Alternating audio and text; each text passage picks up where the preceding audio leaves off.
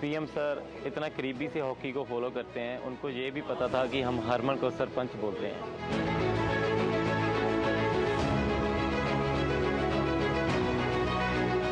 PM Modi sir जी की एक ही बात याद है ओलंपिक जाने से पहले कि हार जीत तो होती रहती है, बस अपनी परफॉर्मेंस पे फोकस करो और अच्छे से खेल के जीत के आओ।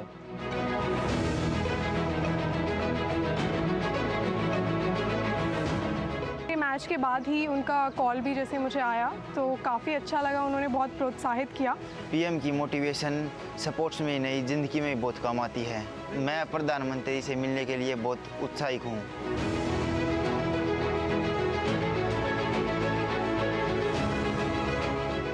सर जो तरीके से मोटिवेट करता है वो स्पोर्ट्समैन है और ज़िंदगी में भी बहुत बड़ा काम आता है। तो मैं आज सर से मिलने के लिए बहुत ही ज़्यादा एक्साइटेड।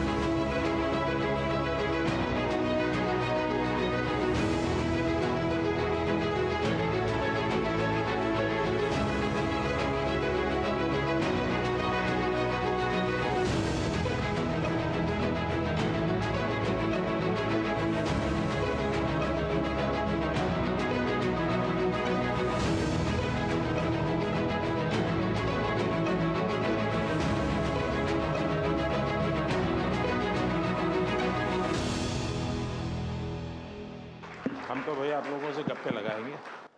अच्छा, आप में से कितने हैं जो हार करके आए हैं? सबसे पहले तो दिमाग में से निकाल दीजिए कि आप हार करके आए हैं। आप देश का झंडा ऊंचा करके आए हैं और आप कुछ सीख करके गए हैं। और इसलिए खेल ही एक ऐसा क्षेत्र है दोस्तों कि जहां कभी कोई हारता नहीं है, हर कोई सीखता है। और इसलिए मैं पहला तो आप लोगों से आग्रह से कहूँगा, इसलिए मैंने जानबूझ करके कहा जरा हाथ ऊपर करो लेकिन अच्छा हुआ 80% लोगों ने हाथ ऊपर नहीं किया, मतलब वो मेरी बात को समझते हैं। जिन्होंने हाथ ऊपर किया उन्होंने नम्रता के कारण किया है, विवेक के कारण किया है। लेकिन मैं उनसे भी आग्रह करूँगा कि हमें ये सोचना नहीं है कि हम पीछे रह गए हैं, हम बहुत कुछ सीख करके आए हैं। तो मेरी बात आपको मंजूर है? ऐसे नहीं, जोर से बताइए, खिलाड़ी है आप तो। अच्छा, मैं तो कुछ जानना चाहता हूं भैया। जो मैदान में आपने किया वो तो पूरी दुनिया ने देखा, मैदान के सिवाय क्या क्या किया वो बताइए। दुनिया के कई प्लेयरों से दोस्ती हुई होगी, बहुत कुछ जाना होगा, आपको लगा होगा यार हमारे यहाँ भी ऐसा होता तो अच्छा होता, ऐसा कुछ हुआ होगा ना? तो मैं ऐसा कुछ सुनना चाहता हूँ आप लोगों से। कौन बताएगा? जी सर, सबसे पहले नमस्ते आपको। एंड लक्ष्य को जब मैं पहली बार मिला तो इतना छोटा था आज काफी बड़ा हो गया। जैसा कि टूर्नामेंट मेरा रहा, काफ़ी लंबे मैचेस रहे वहाँ पे शुरुआत के दिन से। तो मेरा ज़्यादा करके मेरा फोकस मैचेस पे रहता था। बट ये जब भी हमें फ्री टाइम मिलता था हम लोग सबके साथ डिनर करने जाते थे और काफ़ी सारे एथलीट्स वहाँ पे मिले जिनको देख के आई थिंक काफ़ी कुछ सीखा और हमने उनके साथ एक डाइनिंग रूम शेयर किया। आई थिंक वो एक बड़ी बात थी। एंड आई थिंक और जो वो वहाँ का माहौल था, आई थिंक ये मेरा सबसे पहला ओलंपिक्स था और जो मैं एक्सपीरियंस किया वहाँ पे वो काफ़ी अच्छा था। जैसे कि इतने बड़े स्टेडियम में खेलना, इतना क्राउड आपको देख रहा है, तो फर्स्ट 2-3 मैचेस में थोड़ा नर्वस भी था। बट जैसे ही टूर्नामेंट चलता गया मेरा वो बेटर होता गया। बट आई थिंक मेरे लिए एक बहुत अरे बड़ा भाई, तुम तो देवभूमि से हो लेकिन आपको मालूम है अब इस बार आप एकदम से सेलिब्रिटी बन गए हो। जी सर, मेरा मैचेस के टाइम तो मैं फ़ोन प्रकाश सर ने ले लिया था और बोला कि अभी जब तक मैचेस नहीं हो जाते तब तक फ़ोन नहीं मिलेगा। बट यस, उसके बाद आई थिंक काफ़ी लोगों ने सपोर्ट दिया। बट मैं यही कहना चाहूँगा, मेरा एक अच्छा लर्निंग एक्सपीरियंस था थोड़ा हार्ट ब्रेकिंग भी था कि मैं इतने क्लोज आके रह गया, बट मैं आगे आने वाले टाइम में और बेटर करूँगा अपना तो प्रकाश सर इतने डिसिप्लिन स्ट्रिक्ट थे, तो अगली बार मैं उन्हीं को भेजूंगा। ज़रूर सर, ज़रूर।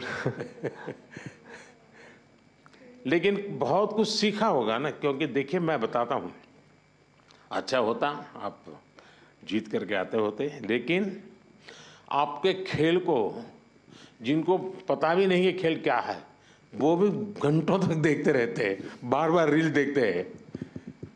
जिस प्रकार से आपने खेला है, लोगों को लगता है नहीं विदेश के लोग खेलते हैं, ऐसा नहीं हमारे बच्चे भी खेलते हैं, ये भाव पैदा हुआ है। जी सर, आई थिंक वो एक दो शॉट ऐसे मैंने खेले थे जो काफ़ी फेमस हो गए थे, बट आई थिंक ओवरऑल जैसा मैंने टूर्नामेंट खेला, मैं चाहूँगा कि और आगे जो आने वाले बच्चे हैं जो बैडमिंटन लेते हैं, मैं उनको और मतलब और इंस्पायर करूँ और ऐसे ही खेलते रहूँ।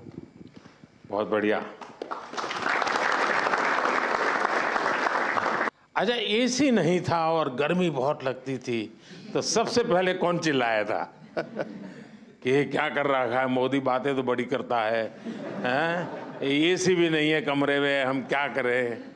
कौन कौन थे जिसको सबसे ज़्यादा परेशानी हुई? लेकिन मुझे पता चला उसके कुछ ही घंटों में आपकी वो काम भी पूरा कर दिया था, सबको मिल गया था ना एसी तुरंत। हाँ, देखिए इतनी ख्याल रखा जाता है खिलाड़ियों का, इसका सब लोग तुरंत एक्ट करते हैं। नमस्कार सर, मेरा नाम अंजुम मौडगिल है, मैं शूटिंग स्पोर्ट्स से हूँ। तो मैं बस जनरल एक्सपीरियंस जो मेरा सेकेंड ओलंपिक्स था और कुछ पॉइंट से मेरा फाइनल्स में नहीं रहा, बट एज एन इंडियन और एज एन एथलीट मैंने ये चीज़ एक्सपीरियंस की जी, जो एथलीट्स हर दिन एक्सपीरियंस करते हैं कि एकदम खुशी अपना कोई भी गोल अचीव करने में और एकदम से निराशा, वो ओलंपिक्स के टाइम पे इंडिया की परफॉर्मेंस की वजह से पूरे देश ने एक्सपीरियंस किया। एक दिन मनु के मेडल पे एकदम खुश, फिर काफ़ी इंसिडेंट्स हुए जिसमें फोर्थ रहे, और विनेश का जो लाइक पूरी स्टोरी थी वो बहुत ही डिसहार्टनिंग थी। फिर और हॉकी का जो मैच था उसके बाद जो खुशी, जो एथलीट्स हम नॉर्मल लाइफ में हर दिन एक्सपीरियंस करते डिफरेंट इमोशंस, वो पूरे देश ने एक्सपीरियंस किया इस 10 दिन में। और आई थिंक एक इंडिया में स्पोर्ट्स कल्चर बढ़ाने के लिए ये गेम्स बहुत ही अच्छा टाइम पे आई, एंड आई थिंक इसके आगे से लोग बहुत अच्छे से हमारी स्पोर्टिंग जर्नी को समझेंगे और जो भी पॉजिटिव चेंजेस हैं वो और भी बेटर होंगे आगे के टाइम पे। आपकी बात सही है, सिर्फ आप लोगों ने नहीं, हिंदुस्तान के हर कोने में वही मिजाज था। सब लोग अगर थोड़ा सा हल्का फुल्का दिखता तो यहाँ बेचैन हो जाते थे। वो यहीं पर जैसे कार चलाते हैं ना, अगर हमें ड्राइविंग आता है और हम पीछे बैठे हैं तो ब्रेक तो आगे वाले को लगाने, लेकिन पैर हम दबाते हैं पीछे। तो वैसे ही खिलाड़ी वहाँ खेलते थे और लोग हाथ पैर इधर ऊपर ऊपर नीचे कर रहे थे। श्रीजेश, आपने ये रिटायर्ड होने का निर्णय पहले ही कर लिया था मन में कि क्या था? सर नमस्ते सर। थोड़ा साल से सोच रहा था सर। मेरे टीम वालों ने बोल रहे भाई कब छोड़ेगा, यही क्वेश्चन आ रहा था मेरे ऊपर। बट मुझे ऐसा लग रहा था सर, मैंने 2002 में पहले बार कैंप में गया और 2004 में फर्स्ट इंटरनेशनल खेला जूनियर टीम में, तब से खेल के आ रहा हूँ। तो मैंने सोचा 20 साल से अपना देश के लिए खेल रहा हूँ तो एक अच्छा प्लेटफॉर्म से रिटायरमेंट लेना है। तो ओलंपिक्स ऐसा एक प्लेटफॉर्म है सर जहाँ पे पूरा दुनिया अपना फेस्टिवल मनाता है, तो सोचा इससे अच्छा तो मौका मिलेगा नहीं, इसलिए तो एक अच्छा डिसीजन। लेकिन मैं बताता हूँ ये टीम आपको तो मिस करेगी ही करेगी, लेकिन टीम ने आपकी विदाई शानदार की। ऐसा ये टीम को बधाई है, सरपंच साहब ने बड़ा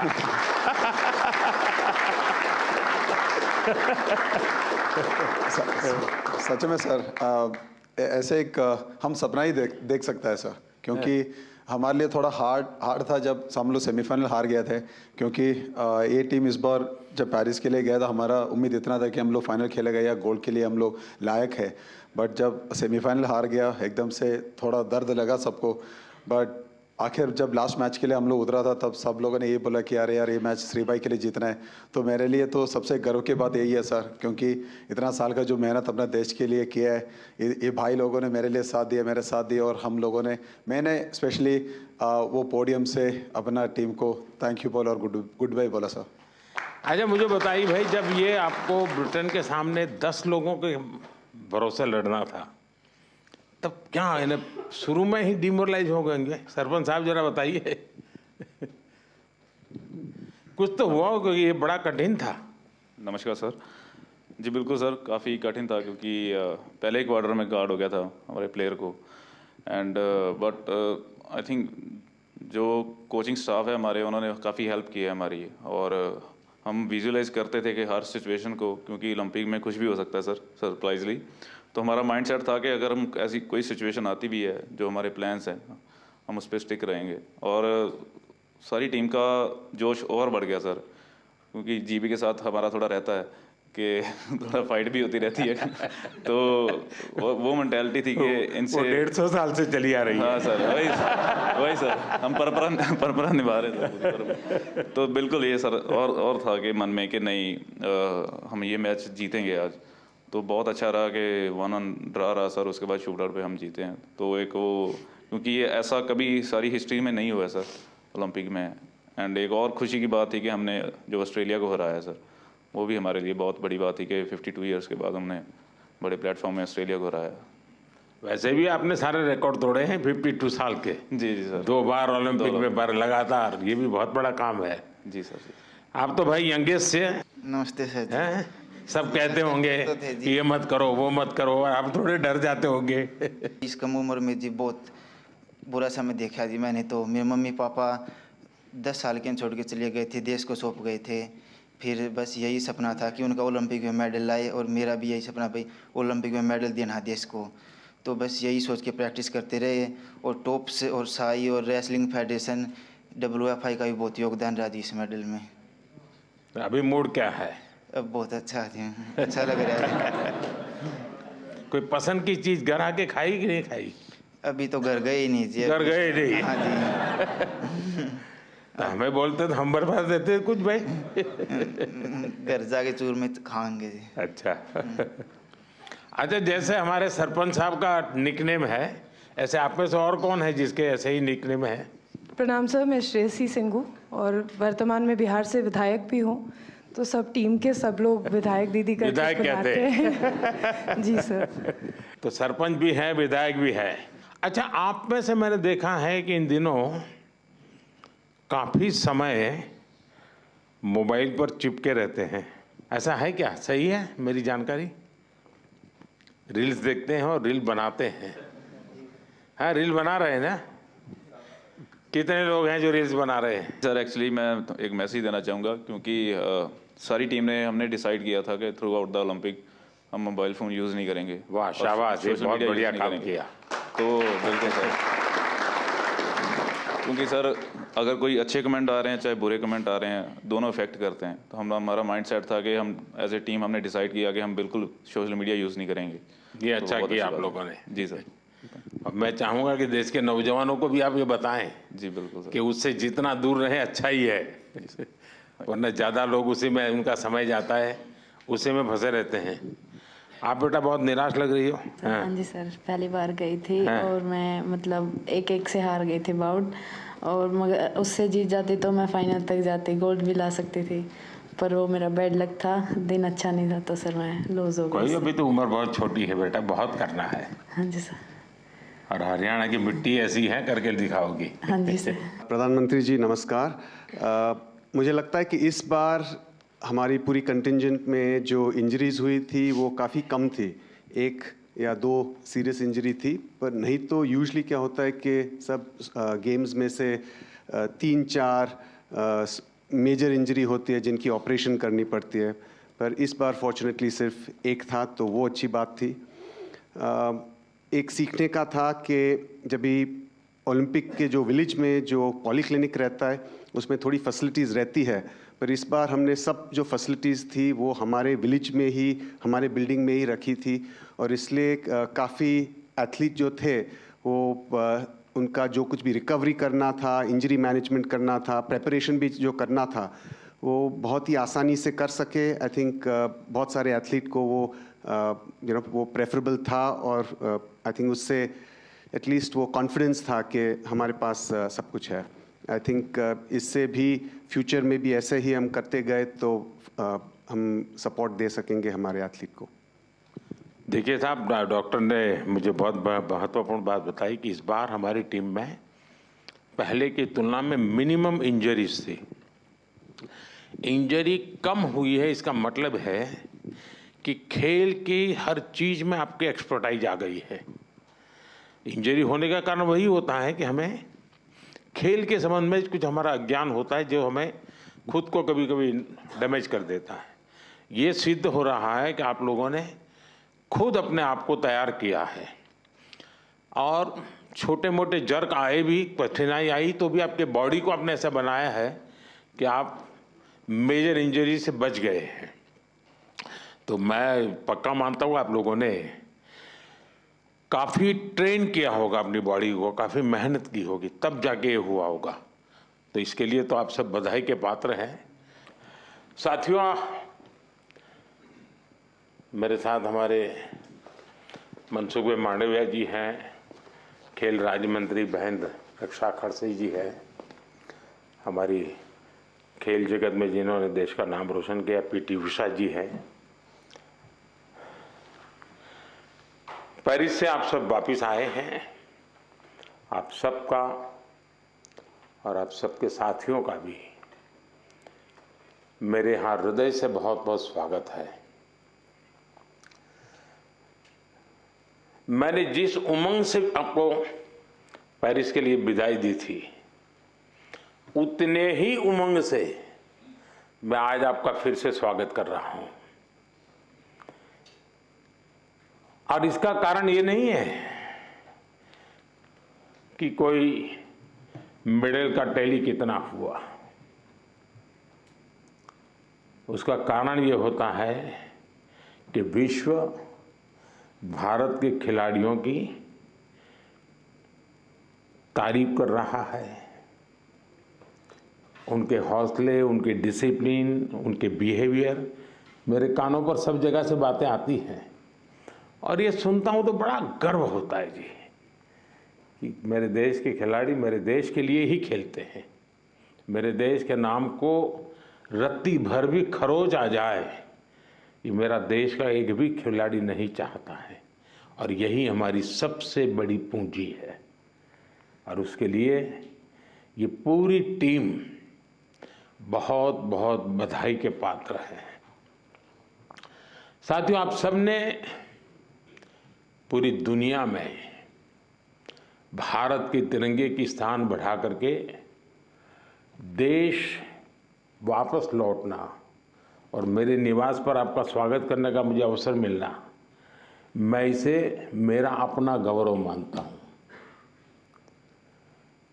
और पेरिस जाने से पहले जो जाते हैं उनको भी पता होता है कि हमें अपना बेस्ट देना है, और मैंने हमेशा यही कहा है सबको कि आपको अपना बेस्ट देना है, और आपने दिया है। दूसरी बात है, हमारे खिलाड़ी उम्र में बहुत छोटे हैं और अभी से ये अनुभव मिला है, तो आगे हमारे पास एक लंबी समय है अधिक अचीव करने का, और वो आप जरूर करेंगे। इस अनुभव का लाभ देश को मिलेगा। साथियों, पेरिस ओलंपिक्स भारत के लिए कई मायनों में ऐतिहासिक रहा है। इस ओलंपिक्स में देश के लिए जो रिकॉर्ड्स बने, वो देश के कोटि कोटि नौजवानों को प्रेरणा देंगे। आप देखिए, ओलंपिक्स के करीब 125 साल के इतिहास में ये मनु हमारी पहली बेटी ऐसी हैं जिसने भारतीय खिलाड़ी के रूप में इंडिविजुअल इवेंट में 2 मेडल जीते हैं।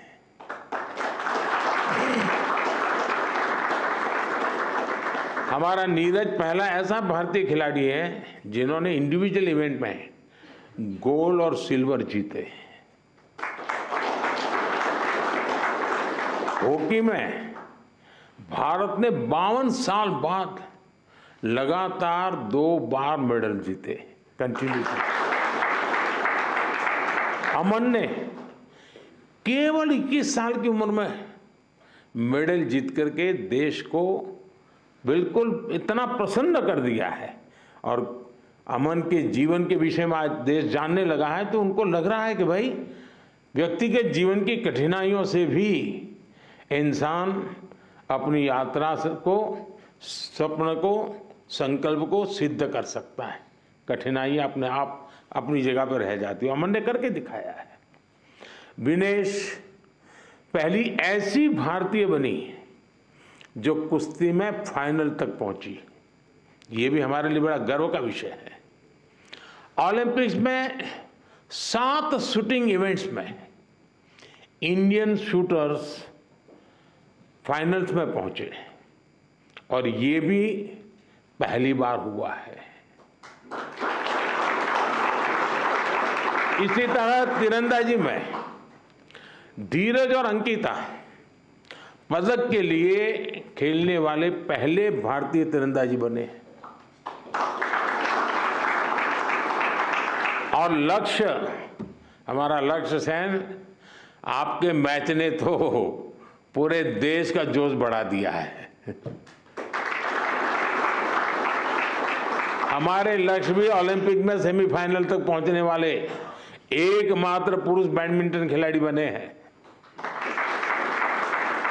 हमारे अविनाश सावले, इसने स्टीपल चेज के फाइनल में क्वालिफाई किया। इस फॉर्मेट में ये भी फर्स्ट टाइम रहा। साथियों, हमारे ज्यादातर मेडलिस्ट, जैसा मैंने कहा, अपनी 20s में है, बहुत छोटी आयु के हैं। आप सभी बहुत युवा हैं, आपके पास बहुत समय है, बहुत ऊर्जा है। और ये भी सही है कि टोक्यो के और पेरिस के बीच में नॉर्मली 4 साल का समय रहता है, इस बार 3 साल का ही समय था। तो हो सकता है आपको 1 साल और अगर मिला होता प्रैक्टिस का, तो शायद आप और नई कमाल करके दिखा देते। अभी लंबी कैरियर में आप कई बड़े टूर्नामेंट खेलेंगे। खेलना बंद नहीं करना चाहिए, रुकना भी नहीं चाहिए, एक भी मैच छोड़नी नहीं चाहिए। ये युवा दल इस बात का प्रमाण है कि स्पोर्ट्स में भारत का भविष्य कितना उज्जवल रहने वाला है। मुझे विश्वास है पेरिस ओलंपिक्स भारतीय स्पोर्ट्स की इस उड़ान के लिए एक लॉन्च पैड साबित होने वाला है।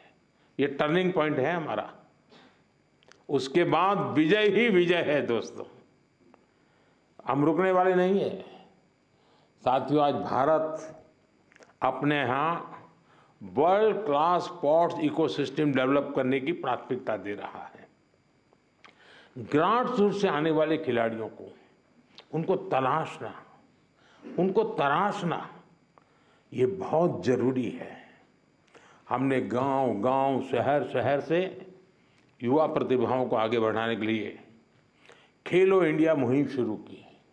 और मुझे खुशी है कि खेलो इंडिया से निकले 28 खिलाड़ी इस ओलंपिक समूह का हिस्सा बने हैं।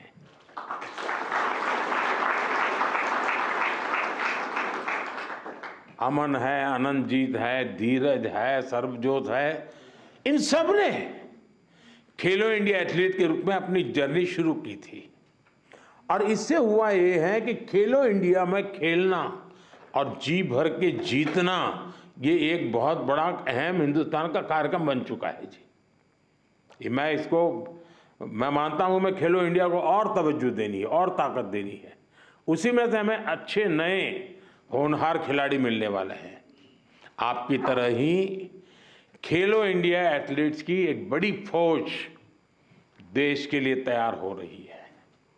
हमारे खिलाड़ियों को सुविधाओं और संसाधनों की कमी न पड़े, ट्रेनिंग में दिक्कत ना आए, इसके लिए बजट भी लगातार बढ़ाया जा रहा है। सबको पता है कि किसी भी खिलाड़ी के लिए ज्यादा से ज्यादा कंपटीशन में हिस्सा लेना कितना आवश्यक है।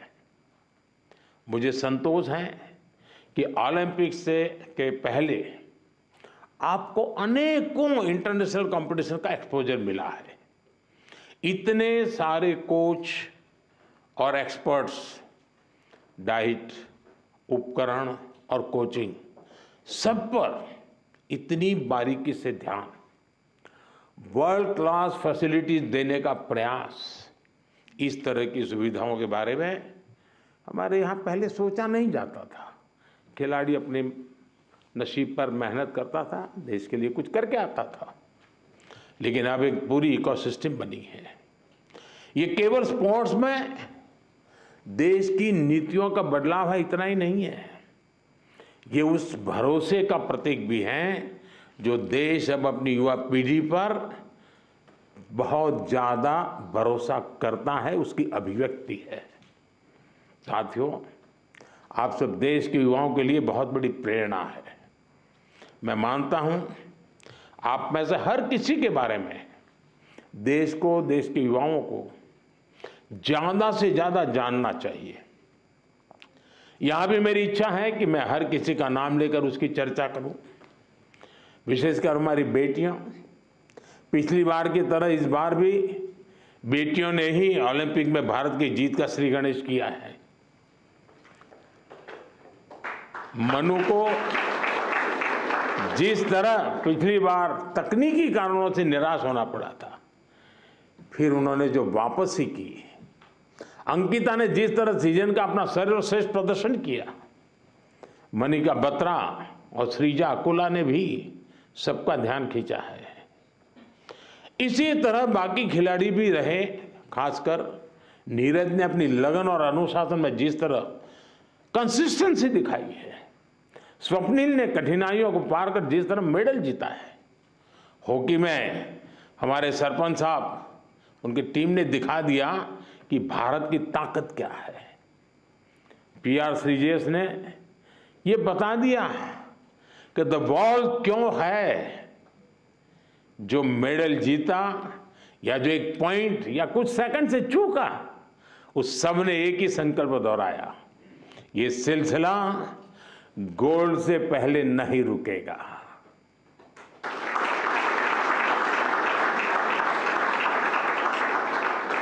मैं मानता हूं इससे देश के युवाओं को बहुत कुछ सीखने को मिलेगा।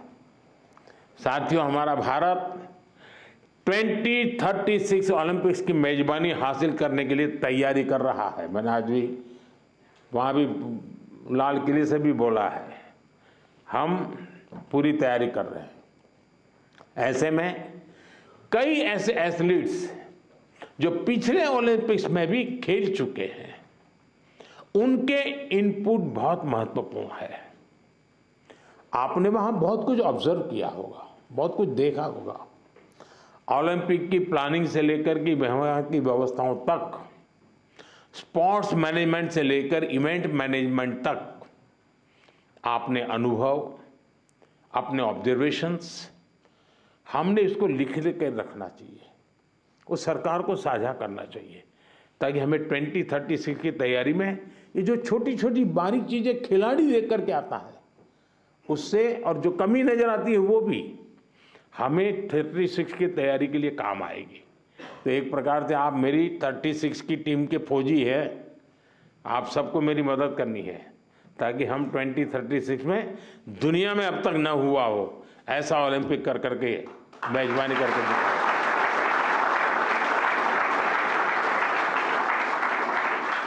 मैं चाहूंगा कि खेल मंत्रालय इसके लिए एक ड्राफ्ट बनाए और सभी खिलाड़ियों से उनके डिटेल में फीडबैक लें, उनके सुझाव लें, तो हम जरूर तैयारी अच्छी तरह कर पाएंगे। साथियों, भारतीय स्पोर्ट्स में और कैसे इम्प्रूवमेंट हो सकता है, इससे आइडियाज भी, जो चीज खिलाड़ी बता सकता है ना, जो चीज कोच बता सकता है, वो हम मैनेजर लोग नहीं बता सकते जी। और इसलिए आप लोगों के इनपुट बहुत जरूरी है, आपके आइडियाज बहुत जरूरी है। आप पर भविष्य के खिलाड़ियों को मोटिवेट करने, उन्हें आगे बढ़ाने का भी दायित्व है। और लोग तैयार होने चाहिए, आगे बढ़ने चाहिए। आप सोशल मीडिया स्पेसेस पर युवाओं से जुड़ सकते हैं, और जुड़ते भी हैं, करते भी हैं, बातें उनको प्रेरित करें। खेल मंत्रालय और दूसरी संस्थाएं भी इस तरह से इंटरेक्शन सेशन आयोजित करवा सकती हैं अलग अलग ग्रुप के लोगों के साथ। तो ये लोग अपना अनुभव शेयर करेंगे। मेरे सामने शायद बोलते नहीं हैं, लेकिन बाहर तो बहुत कुछ बोल सकते हैं ये लोग। साथियों, आप सबसे मुझे मिलने का अवसर मिला, और जब आप आए और मैं आपको ऐसे ही जाने दूं तो फिर बात अधूरी रह जाएगी। और इसलिए मैं तो कुछ न कुछ आपके जिम्मे काम छोड़ने ही वाला हूँ। और पहले भी जब भी मैंने आपको कुछ कहा है, आपने जरूर उसको पूरा करने का प्रयास किया है। देखिए, जो साथी टोक्यो ओलंपिक के बाद आए थे, उन्होंने मैंने स्कूलों में जाने और युवाओं से मिलने का आग्रह किया था, और उन्होंने किया था, उसका लाभ भी हुआ है। आज देश पर्यावरण की रक्षा के लिए एक पेड़ मां के नाम अभियान चला रहा है। मैं आप सबसे कहूंगा, आप भी उससे जुड़े, अपनी मां को लेकर के एक पेड़ लगाइए। पेरिस को भी याद कीजिए और पेड़ लगाइए। अगर मां नहीं है तो मां की तस्वीर लेकर के खड़े रहिए और पेड़ लगाइए। आप में से ज़्यादातर खिलाड़ी गांव की पृष्ठभूमि से हैं, सामान्य परिवार की पृष्ठभूमि से हैं। आपने पेरिस में भी देखा है, और इस बार के पेरिस के ओलंपिक की विशेषता थी, वो पर्यावरण को प्रमोट कर रहे थे। उन्होंने एनवायरनमेंट फ्रेंडली सारा वहाँ पर इकोसिस्टम डेवलप किया था। आप भी अपने गांव जाए तो वहाँ के लोगों को नेचुरल फार्मिंग, प्राकृतिक खेती, केमिकल फ्री खेती, हमारी धरती माता की भी रक्षा हमको करनी है, ये बात उनको बताइए। और इन सब के साथ दूसरे नौजवान साथियों को स्पोर्ट्स के जुड़ने के लिए, फिटनेस के लिए उनको प्रेरित करना चाहिए। फिटनेस की तरफ आप ही उनको गाइड कर सकते हैं, और मैं मानता हूं कि इससे बहुत बड़ा लाभ होगा। साथियों, मुझे विश्वास है आप सब सदा सर्वदा देश का नाम रोशन करेंगे। विकसित भारत की हमारी यात्रा युवा प्रतिभाओं की सफलता से और ज़्यादा खूबसूरत बनने वाली है। इसी कामना के साथ मेरी फिर से एक बार आप सबको बहुत बहुत शुभकामनाएं हैं। मेरे लिए आप सब अचीवर हैं। आप में से कोई ऐसा नहीं है जिसने कुछ अचीव नहीं किया है। और जब मेरे देश से ऐसे नौजवान कुछ अचीव करके आते हैं ना, तो उसी के भरोसे देश भी अचीव करने की तैयारी कर लेता है। बहुत बहुत बधाई, बहुत बहुत शुभकामनाएं दोस्तों।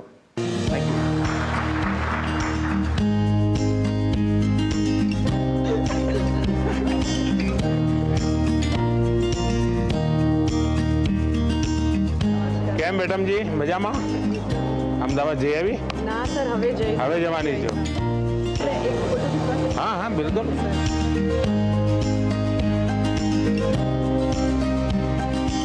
सबसे बहुत छोटी एथलीट है हमारी, 14 साल की, पहली बार कंटीजेंट। उस दिन मेरा परिचय हुआ था। हाँ।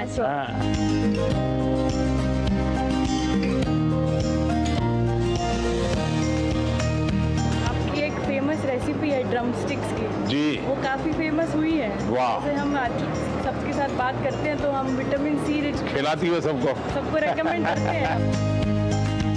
क्या हाल है काशी का? सचमुच में? वो क्या है? हाँ, चलिए, बाबा की कृपा बनी रहे।